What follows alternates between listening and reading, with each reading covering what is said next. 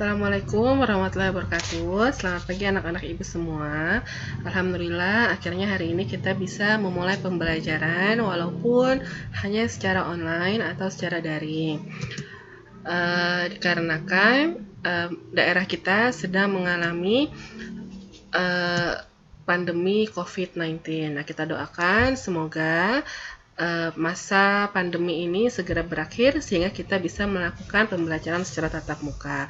Pertama, Ibu ucapkan selamat karena telah bergabung menjadi keluarga baru di sekolah kita tercinta, yaitu MTSN 2 Tanah Laut. Sebelumnya, Ibu ingin memperkenalkan diri terlebih dahulu. Nama Ibu adalah Ibu Nur Khatimah. Biasa kalian bisa memanggil Ibu dengan Ibu Imah. Nah, Ibu di MTSN 2 ini mengajar 2 mata pelajaran, yaitu IPA dan juga seni budaya.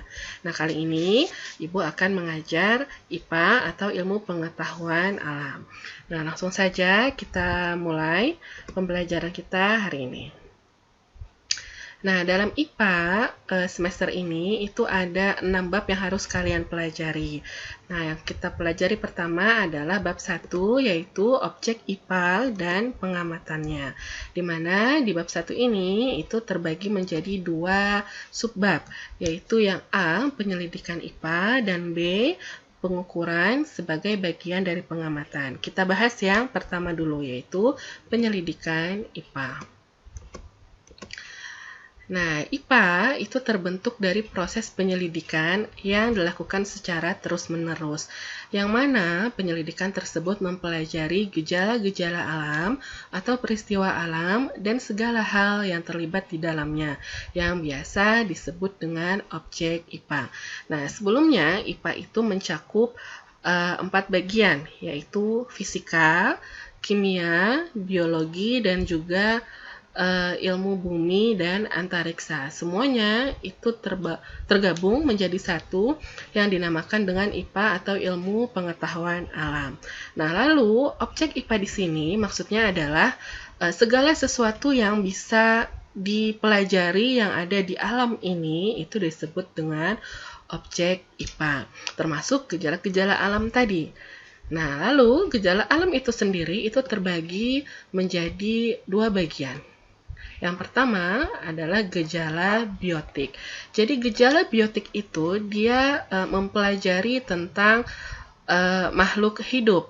Jadi bisa hewan, tumbuhan, ataupun manusia. Itu dinamakan gejala biotik.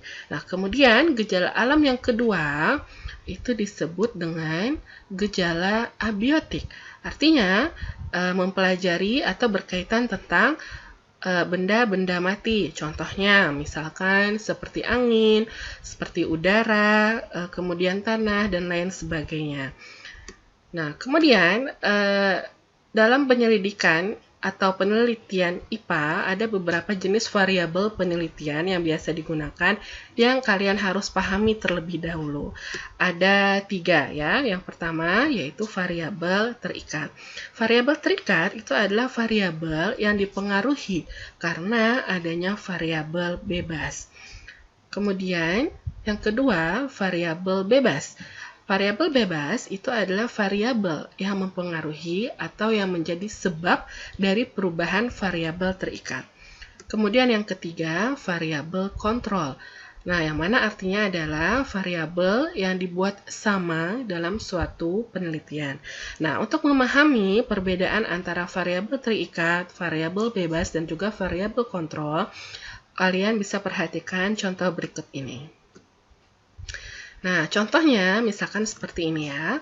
Seorang siswa melakukan penelitian terhadap 2 buah tanaman yang mana jenis tanaman tersebut dan jumlah pupuk yang diberikan itu sama.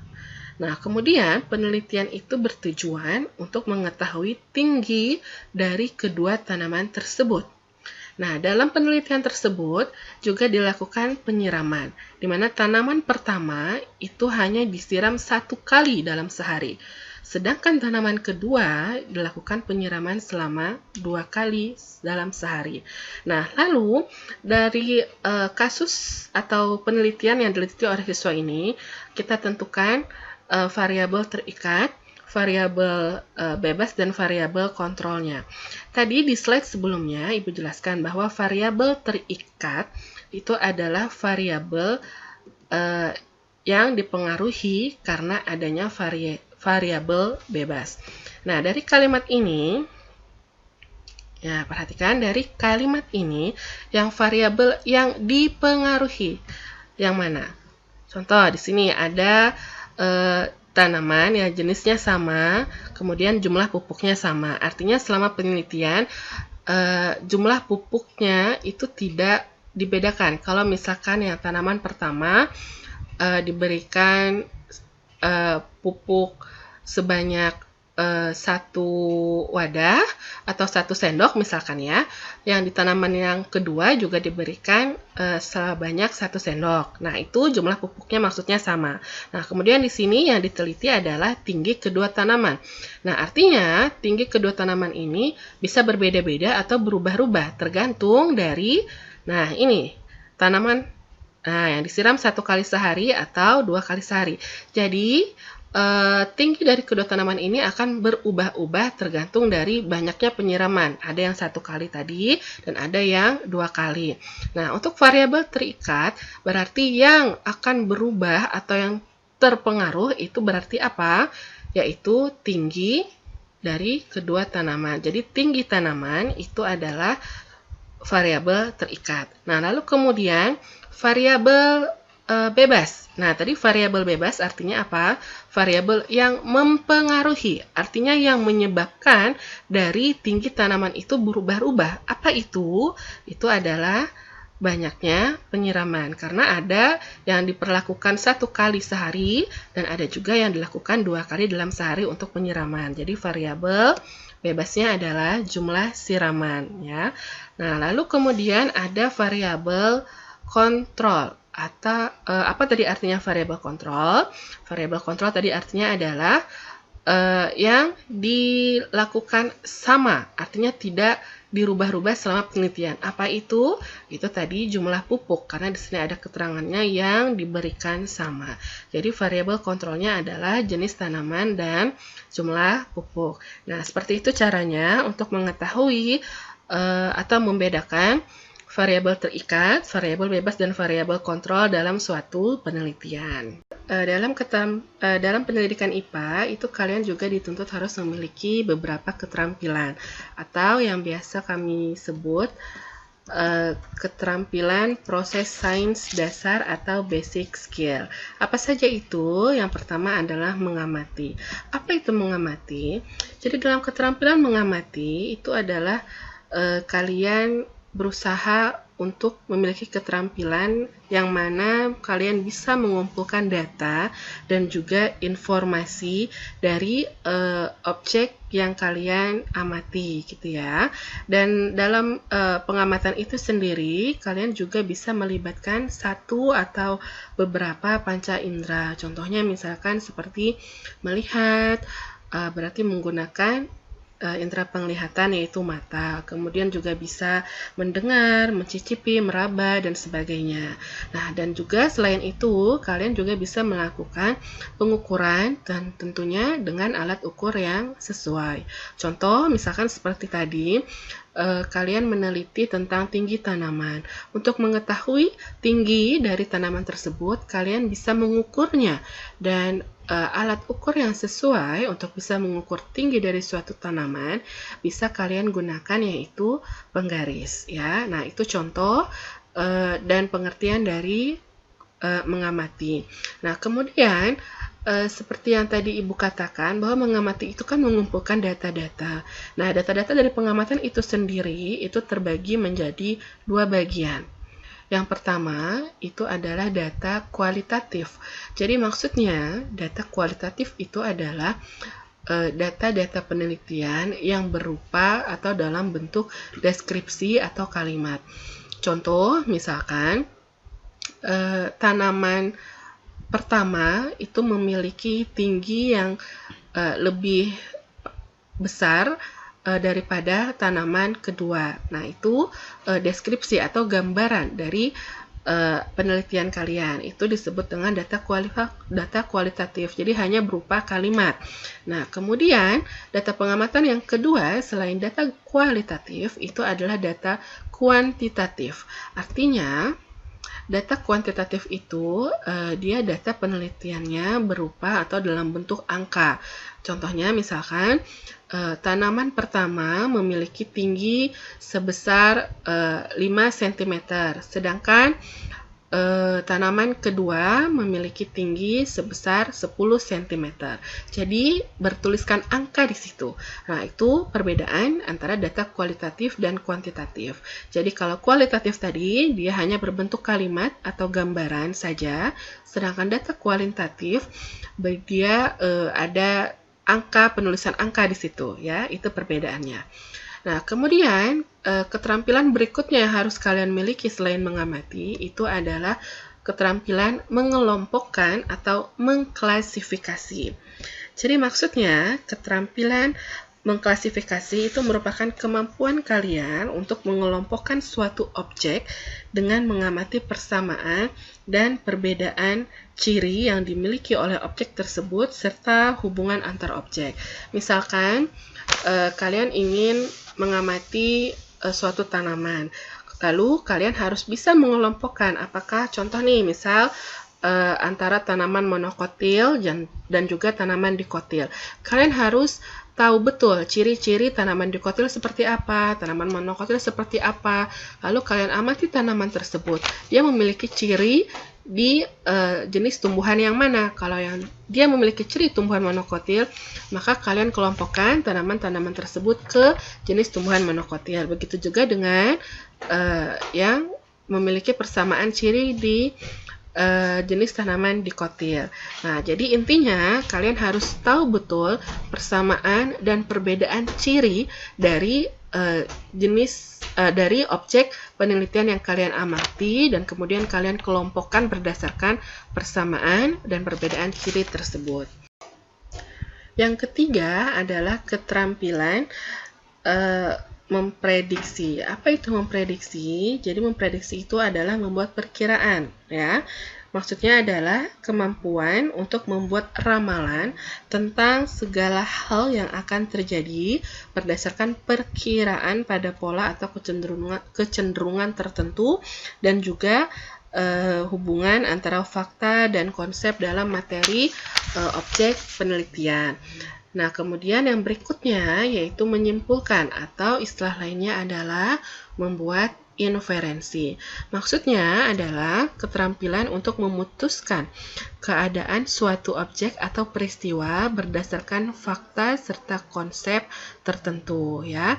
Jadi dalam menyimpulkan ini itu berdasarkan fakta-fakta yang ada dari hasil pengamatan yang kalian lakukan. Kemudian keterampilan yang terakhir dalam basic skill ini yang harus kalian miliki adalah mengkomunikasikan.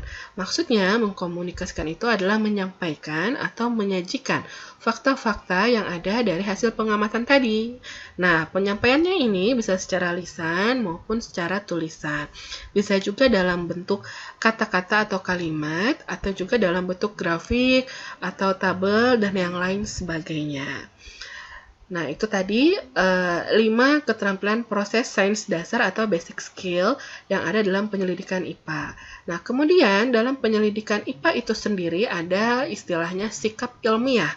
Jadi, dalam melakukan penelitian, kalian harus memiliki beberapa sikap ilmiah ini. Apa saja sikap ilmiah itu? Yang pertama adalah mampu membedakan opini dan juga fakta. Opini itu adalah pendapat ya, dan sedangkan fakta itu adalah sesuatu yang benar terjadi. Kenyataannya itu adalah fakta, sedangkan opini tadi pendapat. Kemudian sikap ilmiah yang kedua yang harus kalian miliki juga dalam penelitian yaitu berani untuk mencoba. Jadi dalam melakukan penelitian kalian dituntut harus berani, artinya tidak ragu-ragu. Karena ketika kalian ragu-ragu atau tidak yakin, maka akan menghambat dari penelitian itu sendiri. Jadi berusahalah untuk berani melakukan sesuatu, berani untuk mencoba. Jangan takut gagal ya. Nah, kemudian yang ketiga, sikap ilmiah yang harus kalian miliki itu adalah jujur. Itu sangat penting ya dalam hal apapun termasuk dalam penelitian. Kemudian teliti, kemudian ada lagi selalu ingin tahu. Nah, kenapa kalian dituntut harus memiliki sikap ilmiah selalu ingin tahu? Nah, karena keingintahuan itu sendiri akan memicu kalian untuk melakukan penelitian sampai akhirnya kalian mendapatkan hasil dari penelitian itu sendiri. Jadi itu penting ya. Jika kalian tidak memiliki sikap atau sifat selalu ingin tahu, maka kalian akan cenderung malas untuk melakukan penelitian itu sendiri. Jadi itu salah satu sikap yang penting untuk kalian miliki. Nah, kemudian yang keenam adalah objektif. Maksudnya dari objektif di sini adalah ketika kalian melakukan penelitian itu jangan atau tidak boleh dipengaruhi oleh perasaan pribadi. Artinya segala sesuatunya itu harus berdasarkan dengan kenyataan atau fakta yang ada. Itu maksud dari objektif. Kemudian sikap ilmiah yang ketujuh adalah bekerja sama. Nah, jadi usahakan dalam melakukan penelitian, jangan kalian mau menang sendiri atau mau melakukan sendiri. Tapi lakukanlah bersama-sama. Diskusikan secara bersama-sama. Insya Allah, ketika kalian memiliki rasa bekerja sama yang bagus dalam suatu diskusi atau suatu kelompok dalam penelitian, kalian juga akan mendapatkan hasil yang maksimal juga. Kemudian yang berikutnya adalah terbuka dan fleksibel. Nah, maksudnya di sini adalah meliputi dari cara berpikir dan juga diskusi. Artinya, kalian harus berterus terang, kemudian berpikir positif, dan juga bersedia mendengarkan dan mau menerima pendapat dari orang lain. Jadi, jangan tertutup hanya dengan pemikiran sendiri, tapi kalian harus terbuka dan fleksibel untuk mau mendengarkan pendapat orang lain dan juga menerima pendapat orang lain kalau memang pendapatnya itu benar. Kemudian yang berikutnya, bertanggung jawab. Nah, ini juga sangat penting dalam melakukan penelitian.